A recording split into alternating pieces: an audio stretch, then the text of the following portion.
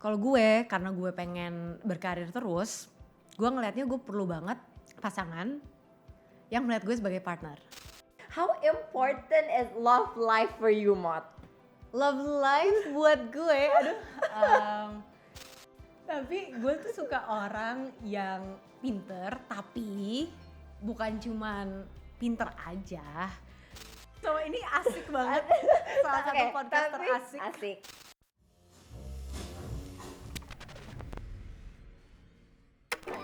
Selamat datang di Ngobrol Sore Semaunya, menyajikan obrolan tak terduga dan dibawakan dengan semaunya.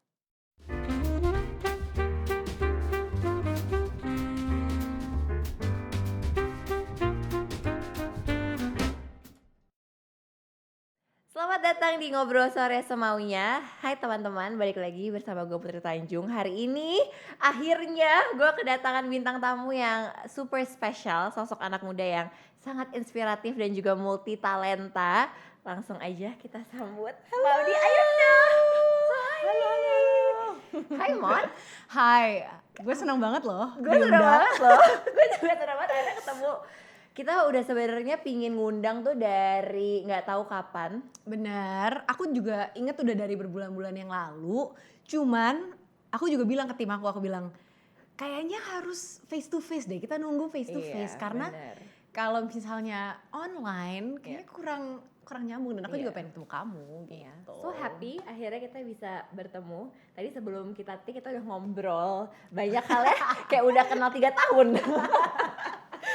Mot, nggak kerasa kita udah 2 bulan lagi tuh 2022 loh Mot. Gila ya, cepet banget ya. Gila sih 2020, 2021 tuh cepet banget. Cepet banget. Apa highlight lo di 2021? Highlight gue di 2021, strangely enough 2021 itu highlightnya 2 bulan sebelum gue lulus. Oke. Gitu, karena di sana itu, di US waktu itu udah sangat mulai membaik. Iya.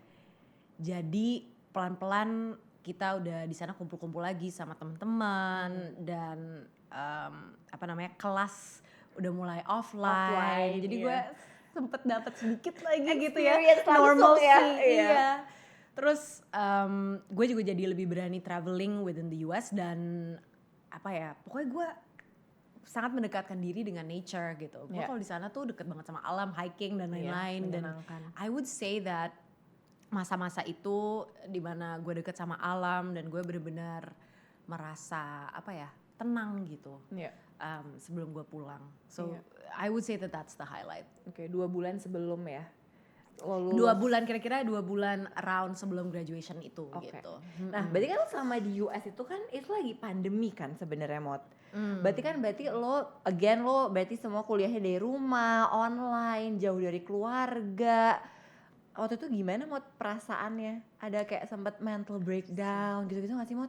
Pastilah, pasti. Apalagi ini sangat di luar ekspektasi gue. Itu benar-benar di quarter ketiga tiba-tiba bam ada pandemi dan ya gue sampai sekarang masih suka ngebayang-bayangin gila ya kalau gue sekolah tanpa pandemi itu bakalan 2 tahun yang kayak gimana ya, maksudnya it's gonna be so different. Jadi gue ada kayak ya gitulah kadang-kadang ngebayangin what if. Tapi ya mau gimana lagi, at the same time even dengan pandemi pun itu 2 tahun terbaik dalam hidup gue mungkin ya so far. Jadi ya I just wanna be grateful bahwa at least I got to experience that. Ya, tapi pasti banyak karena gini, gue tuh waktu pandemi, gue tuh bener-bener gak tenang Mot by the way. Aduh, lo tau gak sih? Gue relate banget. Karena kayak gue kan biasanya orang yang punya rencana ya. Oh ya, gue besok mau ini, minggu depan gue mau ini, tahun depan gue mau gini. Tiba-tiba semuanya nggak bisa gitu kan. Jadi nggak sesuai sama rencana kita. Jadi kayak super nggak tenang. Nah di situ gue baru menyadari bahwa sepenting itu punya ketenangan nggak sih Mot? Sepenting itu. Gue di situ bener-bener kalang kabut lah gitu. Karena gue kayak bingung pada saat itu ya. Salah satu konflik terbesar adalah gue pulang apa enggak ya. Oh iya betul. Dan pada saat itu kan travel nggak jelas. Betul. Travel bans can happen at any time. Jadi gue kayak oh my god kalau gue pulang gue nggak bisa balik ke sini. Jadi kayaknya tuh semuanya nggak enak gitu pathnya gitu, lose gitu. dan ya udah, tapi akhirnya gue decide ke stay di sana. Dan yang ngebantu banget yang tadi gue bilang itu, kayak gue tuh jadi sering banget jalan-jalan sendiri, kayak hiking atau di kampus gue, even sampai kadang-kadang malam-malam just wanted a little bit of fresh air. Dan itu ngebantu banget gitu bahwa momen-momen dimana lo tuh present. Aduh itu bener banget. Dan lo gak mikirin ke depannya gimana, dulu kayak gimana. Bener. Ya, serius deh. Itu yang gue rasain juga sih pas masa pandemi. Jadi kayak definisi kayak sukses apa segala macam itu akhirnya udah paling penting tuh emang inner peace. Bener. Dan pandemi it's a horrible thing, cuman ada satu pelajaran yang gue dapetin adalah gue jadi kayak restart lagi values gue gitu loh. Setuju. Yang gue tuh dulu mungkin ngerasa harus banget jadi A, B, C, D, apapun itulah, you know, external validation, all of these things. Sekarang gue udah agak lebih kayak, kayaknya yang paling penting tuh kesehatan. Betul. Kita bisa deket sama keluarga, our relationships. Gue happy dengan apa yang gue kerjain gitu. Gitu sih, lo ngerasa gitu gak sih? Sama, persis. Makanya kayak little things gak sih Mot, yang artinya kayak very grateful nih sama semua yang bisa kita jalani sekarang gitu. Bener. Nah, talking about family Mot, tadi kan lu ngomong keluarga gitu ya. Kita tuh punya something in common. Kita adalah sama-sama 2 bersaudara. Iya, kamu 2 bersaudara juga ya? Tapi adekku laki-laki. Kamu beda berapa tahun nih sama adik kamu? 2, kamu? Aku beda 7 tahun. Oh itu agak jauh ya? Jauh. Dan kamu kan anak pertama perempuan juga sama nih. Aku selalu penasaran, ada gak sih Mot kayak pressure jadi anak pertama di keluarga? Kalau ditanya kayak gitu, gue tuh instingnya mau menjawab gak ada pressure yang obvious gitu. Tapi pressure yang subtle itu banyak banget. yang di alam bawah sadar gue juga. Bener banget, ya kan? Bahwa ya gue harus perform, gue harus menjadi contoh buat adik gue. In some ways pada saat nyokap bokap lagi sibuk, gue juga ngerasa ya gue harus bisa pick up their slack gitu, dan itu bukan role adik gue gitu. Jadi kayak gue the next person in line to take care of things gitu. Jadi gue nggak boleh lemah atau nggak boleh apa, itu di alam bawah sadar ya. Tapi kadang-kadang pressure itu yang ngasih kan diri lo sendiri kan? Bener.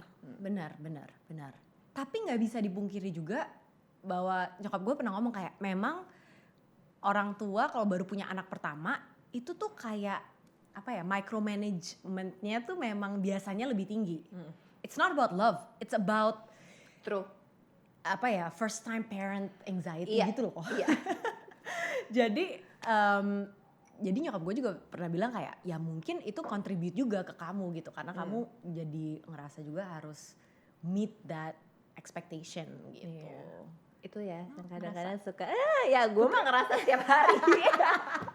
Kadang-kadang aduh nih adik gue kapan besarnya ya bisa bantuin. Umur berapa sih berarti sekarang? 18. Berarti udah mau masuk kuliah ya? Baru masuk kuliah. Sebentar lagi. Nah Mot, kan talking about tadi ya, kayak aku kan sekarang lagi berkecimpung di dunia entrepreneurship nih. Kamu kan juga gitu. Dan aku lihat kamu kemarin pernah kerja sama beberapa brand, habis itu kamu juga invest di beberapa perusahaan. Seberapa penting sih Mot menurut kamu entrepreneurs di Indonesia? Kita tuh butuh banyak entrepreneurs gak sih Mot? Penting banget. Karena entrepreneurs itu memiliki potensi untuk pertama disrupt and improve and solve big problems in a more like sustainable and tapi juga shocking the system gitu. Dan kita Indonesia kan seperti halnya banyak negara lain juga pasti punya banyak masalah-masalah yang deep and entrenched dan udah long term, dan kita perlu gitu loh kayak people yang pave the way dan berani gitu. Dan entrepreneurs itu menurut gue sih salah satu path untuk melakukan itu ya, untuk solve these big problems gitu. Dan karena lo sering banget ketemu juga kan sama beberapa entrepreneurs di Indonesia dan segala macam, pas lo kayak ngobrol sama anak-anak muda yang sang menjadi entrepreneur, lo kayak seneng gak sih Mot? Gue seneng banget sih. Gue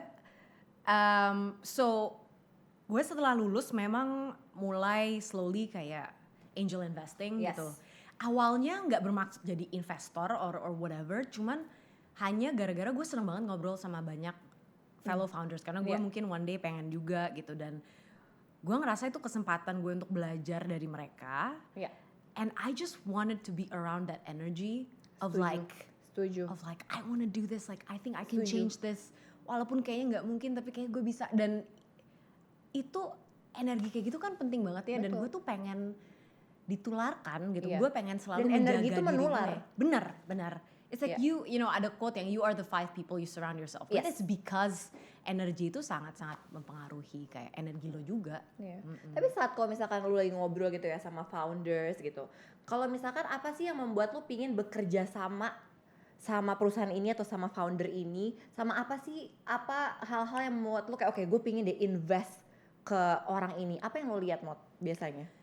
So gue pasti peduli sih, pertama business opportunity-nya, kayak marketnya, gue ngerasa beneran gak ada trends atau tailwinds yang supporting business model itu dan lain-lain. Tapi itu mungkin lebih kayak ke basicnya ya. Gue melihat ada potensi dan opportunity. Yang gue lebih pentingin lagi ada foundersnya siapa. Setuju. Karena kalau lo invest kayak di early stage ventures gitu, sebenarnya kan lo investing di people-nya. Karena bisnisnya sebenarnya belum proven out dan pasti nanti akan berubah-berubah juga. Betul. Jadi gue pasti ngobrol sama setiap founder, gue ngobrol sama mereka rame-rame dan juga sendiri-sendiri kadang-kadang untuk just to get a sense of where they're coming from, drive-nya dari mana. Dan dari situ gue mulai ngejudge kayak founder market fit gitu. Founder ini tuh ada story atau drive atau apa enggak yang membuat mereka orang-orang yang tepat untuk men-tackle masalah ini. Karena biasanya selalu udah ada banyak parties nih, ada banyak kompetitor yang udah mau masuk. Betul. Kenapa mereka gitu? Jadi itu pertanyaan kedua yang gue pengen jawab gitu. So dan yang terakhir, kalau ini menurut gue lebih personal ke gue kayak is this company bringing an impact yang gue pengen lihat? Dan ini subjektif ya, karena ya impact itu ya very dependent upon the person. Betul. Cuman do I want to see this problem solved? Do I want to see it in the world? Itu menjadi filter yang penting juga buat gue gitu. Berarti kayak what is your definition of a successful entrepreneur, Mot? Wah, itu I wish I knew the answer to that. Dan gue tahu banget, gue banyak teman-teman juga yang mungkin kerja di VC atau apa yang bener-bener bikin metrik put. Kayak tapi menurut gue tuh sebenarnya susah. Intangible. Supaya itu gue juga sering banget berdebat sama cowok suami gue, karena kan cowok suami gue tuh metrik-metrik semua ya, Mot. Aduh, inilah apanya gitu. Terus di rate dari 1 sampai 5. Yang menurut gue, look itu mungkin helpful, cuman nggak cover everything gitu banget. Loh. Intangible banget. Ada yang nggak bisa kita pegang. Oh my god. Akhirnya aku menemukan orang. Oh my god. Oh gitu. Iya. Karena sebenarnya kayak nggak bisa lo kotak-kotakin juga kan. Benar. Dan kayak tadi again pas lo ngomong soal impact itu kan measurementnya beda-beda. Semua orang punya definisinya masing-masing juga. Dan gini buat gue, nyokap bokap gue tuh entrepreneur juga, real estate gitu. Dan sebenarnya mau dibilang ada founder market fit juga nggak amat gitu. They're just, my mom was just such a hustler. Mungkin kalau kita pakein metrik-metrik yang kayak gitu, ya people will say dia bukan entrepreneur yang pas gitu ya. Tapi she did it and she hustled. Dan drive-nya itu juga penting banget ya. Oh, itu menurut gue paling penting sih. Itu nomor satu. Iya, drive itu nomor satu sih. Iya. Dan kadang-kadang ya Mot, orang-orang tuh selalu bilang, aduh enak ya jadi entrepreneur gitu ya. Yang padahal, hey, hello. Kayak, dan biasanya orang tuh selalu merasa bahwa, karena kan kita jarang banget melihat prosesnya kan Mot. Which menurut gue tuh harus lebih sering sih dikasih lihat bahwa, prosesnya, journey-nya, it's not about semuanya up semua kan gitu. Dan prosesnya itu adalah bagian dari kita belajar, ruginya lah, gagalnya lah, dan segala macamnya kan. Iya. Ada survival bias sih, maksudnya yang terangkat, yang diangkat di media dan lain-lain itu kan unfortunately pasti yang survive dan yang successful. Tapi ya itu jelek yang kayak kamu bilang kan, jadi mungkin entrepreneurship tuh jadi overly glorified. Betul. Itu benar. Iya kan? Benar. Iya. Dan by the way kan I started my own business when I was 15 Mot. Iya itu gila sih. Karena waktu itu gue nggak percaya diri kan, karena kayak selalu kayaknya gue tuh nggak punya identitas gitu kan, dari kecil udah anaknya seorang pengusaha gitu. Jadi I don't know gue tuh bisanya apa dan segala macam. Dan I started my business when I was 15. Abis itu gue tuh ada trauma Mot waktu itu. Iya. Waktu gue umur 17 tahun, gue mulai bikin event creator, bikin bisnis event sendiri. Waktu itu ngomongin soal entrepreneurship juga, bikin kayak kelas-kelas gitu. Karena gue tuh merasa, gue tuh pengen belajar jadi seorang entrepreneur, tapi kok gue selalu dikasih bagus-bagusnya doang, ya kan? Akhirnya gue mau bikin nih acara yang ngasih tau lah prosesnya gitu. Habis itu gue pitching Mot ke satu perusahaan besar. Habis itu tiba-tiba di tengah-tengah gue di-cut, terus dia bilang gini ke gue, nih bapak-bapak nih Mot, dia bilang gini, Put, lo tuh umur 17 tahun, lo perempuan, lo anak dari seorang pengusaha. Lo kenapa susah-susah pitching-pitching ke kita, mendingan lo pulang, karena lo belum mampu, lo minta uang ke bapak lo. Are you serious? Mot, gila. Nangis tau gak gue? Gila. Nah maksud gue pasti kan banyak orang yang merasakan proses itu juga kan Mot di luar sana. Dan by the way, I think we have a big problem di mana kita tahu bahwa Mot, lo tahu nggak Mot? Cuma 2,5% Mot startups yang dipunyai sama perempuan gitu, yang di lead sama perempuan, yang diinvest sama venture capital. Cuma 2,5% loh Mot. I know. Sementara kan sekarang banyak banget women entrepreneurs kan gitu. Right. Nah, menurut lo apa sih sebenarnya permasalahan terbesar women entrepreneurs? Kalau gini, gue sebagai aspiring entrepreneur juga ya, mungkin gue merasa bahwa entrepreneurship itu sesuatu yang membutuhkan fokus yang gila-gilaan. Setuju. Dan you know, it's 5 to 7, I don't know what the typical ini ya, mungkin even lebih panjang tergantung bisnisnya apa, tapi komitmen yang sangat-sangat besar gitu. Dan pada saat, nah ini mungkin lebih personal ya, tapi gue ngerasa bahwa ada kecenderungan orang-orang di sekitar gitu ya, untuk instead of motivating tuh lebih kayak justru menanamkan ragu aja gitu.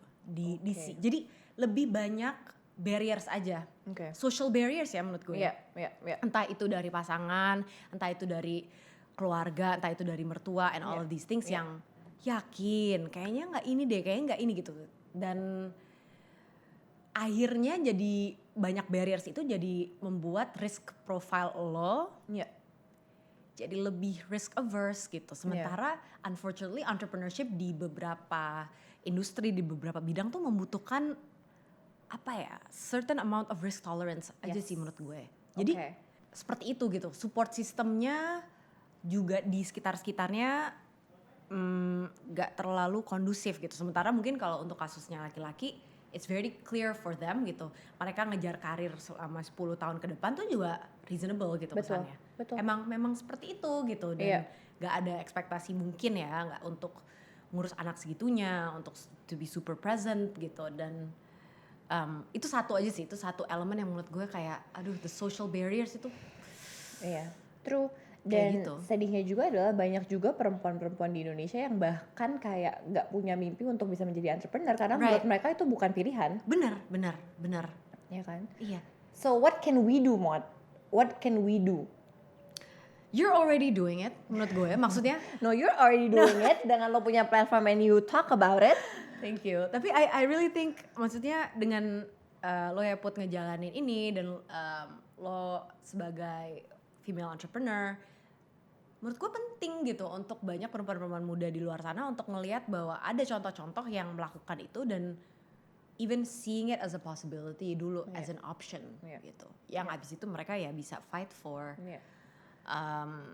Selain dari itu, gue juga ngerasa penting untuk membuat platform-platform atau forum-forum yang memang misalnya khusus untuk female entrepreneurs, entah itu competition, entah itu you know some type of incubator, anything yang memang directed to women ya.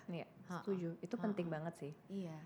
Dan again, edukasi juga play a huge part juga kan. Iya. There just needs to be more women doing like badass things. True. Yang juga itu karena itu akhirnya membuat loop gitu loh. Betul. Jadi waktu itu kita pernah bikin satu acara Mot, namanya Elevate Women. Gue pingin banget lo ikut yang tahun depan ya Mot. Jadi Elevate Women tuh basically a platform untuk women entrepreneurs tapi di industri kreatif, pitching ide mereka ke venture-venture besar. Ya Mot itu lo pasti kalau ngeliat ya Mot, mereka tuh spiritnya sangat luar biasa. Mereka percaya sama apa yang mereka lakukan, terus mereka sacrifice semua loh Mot. Karena mereka bener-bener mereka bener-bener percaya sama apa yang mereka mau buat gitu. Dan mereka selalu bilang bahwa kayak ya gue tahu sih banyak kayak suami gue atau apa selalu bilang lo tuh harus memilih. Karena kan perempuan tuh suka dibilang kita suruh memilih kan Mot. Selalu. Ya kan kayak memilih peran. Nah gimana sih pandangan lo tentang kayak stigma yang masih sering banget kita dengar gitu Mot, bahwa perempuan itu harus memilih, sementara kayak lo Mot gitu kan, lo kan melakukan semuanya Mot. Ngerti gak sih Mot, lo tuh melakukan semuanya lo Mot. Lo tuh contoh yang menurut gue sangat luar biasa, karena lo punya edukasi yang sangat luar biasa gitu ya. Abis itu lo juga berkarya, lo juga sekarang you wanna be an entrepreneur, lo invest in companies. Thank you. Gimana ya? Gini, mungkin gue mulai dengan poin dulu di mana gue tuh sering banget loh dapet kayak komen-komen nyinyir juga, even dari orang-orang sekitar gue. Yang tipe yang gini loh, maksudnya yang kayak ngapain sih sekolah tinggi-tinggi, nanti cowok pada takut. Iya kan? Atau ngapain jangan pinter-pinter. Ih bingung gak sih? Bingung banget sih gue kayak gitu-gitu. Bingung. Emang kenapa ya? Maksudnya gue juga gak pengen kali cowok yang terlalu kayak gue bingung lah. Anyway, jadi gue karena kayak laki-laki juga gak akan digituin juga. Lo ngapain sekolah tinggi-tinggi ke laki-laki? Nah, atau kayak itu double standard kan. Exactly. Benar. Atau nanti ujung-ujungnya di dapur doang. Atau nanti all of these things yang bikin gue sempat demotivated, sempat apa, tapi gue tetap jalan terus aja sih. Dan menurut gue it's not true that it's not a trade-off. Gimana ngejelasinnya? Menurut gue emang sebenarnya gue juga takut nih bilang bahwa it's not a pilihan and you can do everything. Iya. Kayaknya menurut gue kalau kita berusaha menginspirasi orang dengan cara bilang you can achieve everything that you want, itu salah. Betul. Itu gue setuju. Karena lo harus cukup intentional juga sih. Lo harus bener-bener membangun support system di sekitar lo yang akhirnya bisa enable lo untuk ngerjain semuanya. Kayak misal kalau gue, karena gue pengen berkarir terus, gue ngelihatnya gue perlu banget pasangan yang melihat gue sebagai partner. Iya, setuju, sama. Jadi yang mau mensupport juga hal-hal yang berhubungan nanti ngurusin anak atau urusan rumah tangga. Itu kayak menurut gue kalau partnership di semua hal ya kita harus saling berkontribusi gitu. Jadi dari satu sisi gue pengen encourage women to do anything they want, tapi di sisi lain gue juga pengen encourage bahwa mungkin akan ada pilihan-pilihan kayak gitu, tapi nggak apa-apa gitu. Exactly. Tinggal kita bangun aja support system itu, entah itu pasangan kita, entah itu orang-orang di sekitar kita yang bisa mensupport itu gitu menurut gue. Ya sebenarnya intinya adalah perempuan tuh punya pilihan kan, pilihan untuk mengerjakan semuanya, pilihan untuk mau berkarir aja, pilihan mau jadi ibu rumah tangga, dan semua pilihan itu yang nggak ada yang benar dan salah kan. Betul. Gitu. It's what feminism is sebenarnya kan it's talking about choice. Exactly. Apapun itu. Betul. Nah, dengan tadi kan kamu sempat agak ngomong sedikit nih ya, dengan semua yang udah kamu capai dan privilege yang kamu miliki gitu. How do you handle all the pressure and the expectations? How do I handle it ya? Well, gue gak selalu handle it dengan baik. Karena gue juga pasti kadang-kadang kemakan omongan orang. Iya benar kan, naik turun, kadang-kadang terpengaruh, kadang-kadang enggak. Jadi gue pun masih belajar untuk selalu nggak terlalu terpengaruh lah dengan si pressure itu, tapi tetap ada. Dan kadang-kadang pressure itu datang dari diri gue sendiri. Itu yang juga bikin sulit gitu. Tapi gue terakhir ini partly karena pandemi juga, partly karena gue agak-agak shifting values dan principles gue. gue sedikit lebih gue sedikit lebih mentingin authenticity kayak kejujuran gue. Pokoknya gue pengen ngelakuin sesuatu yang authentic aja, yang gue merasa ini happy, gue merasa ini serving gue gitu. Jadi karena gue udah cukup lah ngerasain yang ngerjain hal-hal tuh bener-bener gara-gara pressure aja. Betul. Gitu. Same. Ya kan? Tapi kadang-kadang kayak ngomongnya gampang gitu gak sih Mot? Kayak iyalah. Iya gak sih, kayak gue mau finding inner peace, gue mau senang. Tapi kayak ngerti gak sih Mot, maksud gue prosesnya untuk kita mencapai situ itu proses banget. Itu proses banget. Itu proses dan maju mundur maksudnya kayak nggak sekali aja, lo tuh harus tetap sering ngingetin diri lo terus and work with yourself untuk gimana caranya jangan kemakan pressure, kayak remember what actually matters in life. Betul. Gitu. Gue harus berkali-kali. Setuju. Mot, lo ngapain sih kalau misalkan lagi kayak free time gitu, atau kayak lo pingin agak-agak tenang sedikit, lo ngapain biasanya? Jadi kan gue nggak terlalu bisa sesering tuh hiking kalau di sini. Jadi gue sekarang main tanaman di rumah. Main tanaman. Yang tadinya gue tuh nggak begitu. Cuman gue pulang-pulang kayak kurang hijau gitu. Terus jadi mulailah main tanaman. Itu pun main tanamannya bukan. Lu main tanaman apa coba? Ya, nah itu dia, gue nggak tahu nama-namanya. Cuman kayak gue ya, gue juga tapi koleksi tapi gue suka aja gitu. Jadi gue punya teman-teman di sekitar gue yang memang suka banget tanaman. Jadi gue dikasih monstera, gue dikasih yang bentuk-bentuk hati, gue dikasih yang warna-warna pink. Yang sampai sekarang gue nggak tahu namanya, cuman gue senang aja ngelihatnya. Terus gue juga suka journaling. Itu juga membantu ketenangan juga ya Mot ya? Itu juga membantu, karena gue orangnya tergantung medium yang lo suka sih, tapi gue suka nulis gitu. Jadi pada saat gue stres, gue merasa harus nulis dan itu sangat-sangat ngebantu gue. Terus lo apa Put? Lo introvert apa extrovert? Gue extrovert sih kayaknya. Oh oke, I see. Gue extrovert apa introvert ya? Kayaknya gue extrovert sih. Lo dapet energinya tuh dari orang. Oke, good. Menarik kan? Menarik. Gue dapet energi dari orang, makanya kalau gue pingin kayak gue lagi stres banget, biasanya gue nelfon. Iya, biasanya gue nelfon cowok gue. Ngomongin itu Mot. Ngomongin itu, how important is love life for you Mot? Love life buat gue, ya penting ya, maksudnya gue yakin semua orang mau pasangan, semua orang mau menemukan partner itu gitu. Cuman gue itu nggak pengen misalnya kayak berpasangan just for the sake of being in a relationship gitu. Gue benar-benar mentingin ya semua hal-hal itu, kayak apakah orang ini visi misinya sama apakah mereka itu konsep of relationship-nya itu sama atau enggak gitu. Betul. Partnership atau mungkin lebih ya beda gitu. Dan kenyamanan juga gitu. Apakah gue ngerasa do I feel seen and heard? Apa gue merasa dimengerti dan diterima gitu. Jadi gue nggak ngerasa kayak ada added pressure dari bersama orang ini juga. Jadi penting banget sih, penting banget gitu. Apalagi buat gue yang ngerasa ya itu ya pengen juga nge-build support system yang akhirnya bisa empower gue untuk ngerjain banyak hal gitu. Pasti banyak orang yang beranggapan gak sih Mot, kayak aduh pasti kalau deketin Maudy ini kayak minder banget gitu, cowok gitu. Lo merasa gimana Mot? Tapi gue santai banget sih sebenarnya sejujurnya ya. Cuman karena gue introvert, gue emang kayak jarang keluar-keluar, jarang ketemu orang gitu. Jadi mungkin orang kayak ih kok misterius gitu. Tapi gue sebenarnya karena gue di rumah aja, anaknya. There's no reason to be minder karena gue juga orangnya I make mistakes and I'm like and actually pretty chill sih gue. Oke, 3 kriteria yang paling penting Mot. Tapi kita satu-satu gitu ya. Gue mau denger juga. Gue juga mau denger versi Putri Tanjung. Oke. Gue mulai ya. Gue mulai ya. Lu mulai deh. Oh, oke. First criteria. Great enak diajak ngobrol. Jadi itu penting banget. Great conversationalist itu menurut gue. Menurut gue satu visi misi itu penting.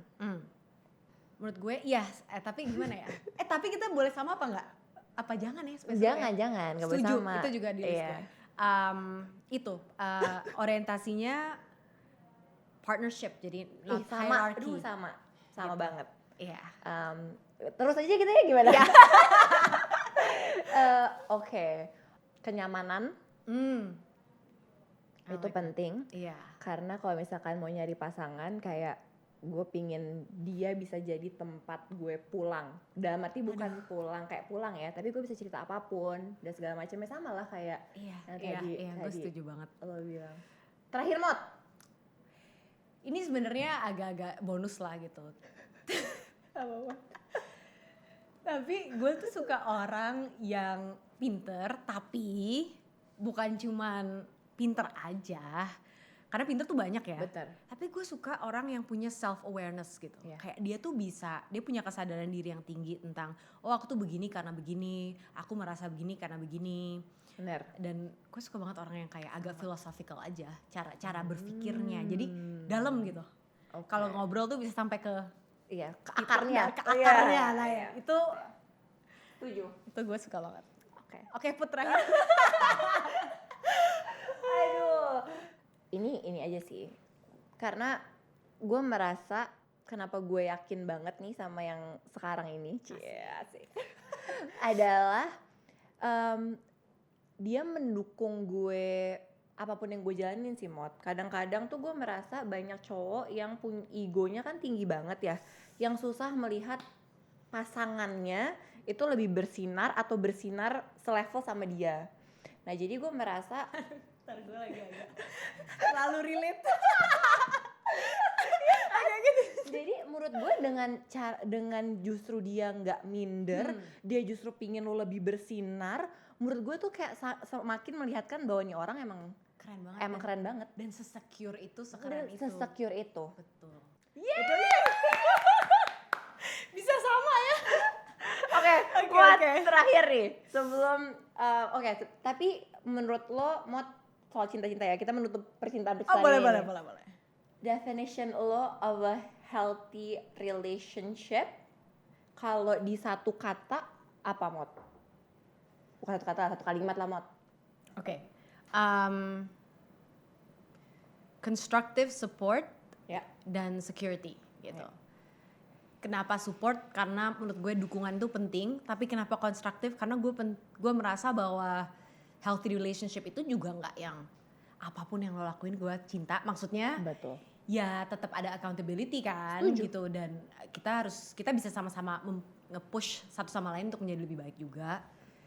Dan security itu yang lo bahas tadi gitu, bahwa lo tuh ngerasa secure in the relationship, lo ngerasa secure juga sebagai seorang individu. Betul. Sampai-sampai lo nggak harus ngerasa lebih tinggi atau lebih hebat dari pasangan lo gitu. Dan gue selalu seneng kalau orang, karena relationship itu kan bukan sebuah kompetisi ya, Mot. Kita masa berkompetisi sama pasangan kita sendiri kan. Benar. Jadi ya menurut gue itu sih pentingnya. Berkompetisi, aduh, gue jadi pengen curhat lagi. Nanti ya. Oke, mau kita main game dulu ya. Oke. Oke, jadi gamenya adalah jawab semaunya. Wow, oke. Oke. Takut nih. Enggak. Oke. Jadi lo tinggal melanjutkan kalimat gue. Oke. Ketika bangun pagi, hal apa yang langsung aku pikirkan? Hari ini ngapain ya? Oke. Schedule. Sayangnya sedih banget ya. Aduh, waktu kecil hal apa yang paling memalukan atau unik yang pernah aku lakukan atau alami? Gue tuh orangnya dulu pemalu banget sih. Jadi kayaknya gue ada memory kayak waktu masih kecil tuh naik ke panggung, terus akhirnya gue malah turun lagi, terus adik gue yang nyanyi malah. Oh ya? Iya, malah gue kayak berdiri di situ, terus adik gue kayak ambil mic. Adik lu baik banget, berarti dia... Enggak sih, dia memang apa? Emang orangnya suka di panggung juga tuh, dia kayak kakak diem aja gitu. Kelas berapa tuh, Mat?